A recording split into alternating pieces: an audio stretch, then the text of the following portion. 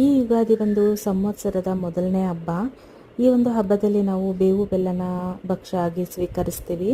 ಯುಗಾದಿ ಹಬ್ಬದ ದಿನ ನಾವು ಬೇವು ಬೆಲ್ಲ ಏನು ಮಾಡ್ತೀವಿ, ಅದನ್ನು ನಾವು ಬದುಕಿನಲ್ಲಿ ಏನು ನಡೆಯುತ್ತೆ ಅದರದ್ದು ಸಾರ ಅಂತಲೇ ಹೇಳ್ಬೋದು.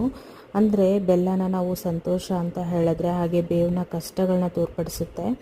ಮಾವಿನ ಸೊಪ್ಪು ಹೊಸ ಸವಾಲುಗಳನ್ನ ಎದುರಿಸೋದಕ್ಕೆ ನಮಗೆ ಧೈರ್ಯ ಕೊಡುತ್ತೆ ಅಂತ ಹೇಳ್ಬೋದು. ಹಾಗೆಯೇ ಎಲ್ಲರ ಮನೆಯಲ್ಲೂ ಕೂಡ ಯುಗಾದಿ ಅಂದ ತಕ್ಷಣ ಹೋಳಿಗೆ, ಒಬ್ಬಟ್ಟು ಈ ಥರ ಮಾಡ್ತಾರೆ. ನಮ್ಮ ಮನೆಯಲ್ಲೂ ಕೂಡ ಅಷ್ಟೇ ಇದೇ ರೀತಿ ಒಬ್ಬಟ್ಟನ್ನ ಮಾಡ್ತೀವಿ. ಹಾಗೆ ಅದ್ರ ಜೊತೆಗೆ ಹಿರಿಯರ ಪೂಜೆಯನ್ನು ಕೂಡ ಮಾಡ್ಕೊಳ್ಳೋದ್ರಿಂದ ಕಲಶ ಇಟ್ಬಿಟ್ಟು ಪೂಜೆ ಕೂಡ ಮುಗಿಸ್ಕೊಂಡ್ವಿ. ಮಾಡಿರೋ ಅಂಥ ಅಡುಗೆನ ದೇವರಿಗೆ ಹಾಗೆಯೇ ಹಿರಿಯರಿಗೆ ಎಡೆ ಕೂಡ ಮಾಡಿ ಎಲ್ಲರೂ ಕೂತ್ಕೊಂಡು ಒಟ್ಟಿಗೆ ಊಟ ಮಾಡಿದ್ವಿ. ಹಬ್ಬ ಅಂದರೆ ಇದೇ ಖುಷಿ ಅಲ್ವಾ. ಎಲ್ಲ ಹಬ್ಬಗಳಲ್ಲೂ ಕೂಡ ಎಲ್ಲರೂ ಒಟ್ಟಿಗೆ ಸೇರೋದು, ಒಟ್ಟಿಗೆ ಕೂತು ಊಟ ಮಾಡೋದು, ಇದನ್ನೇ ಪ್ರೀತಿ ವಿಶ್ವಾಸ ಅಂತ ಹೇಳೋದು ಅಲ್ವಾ.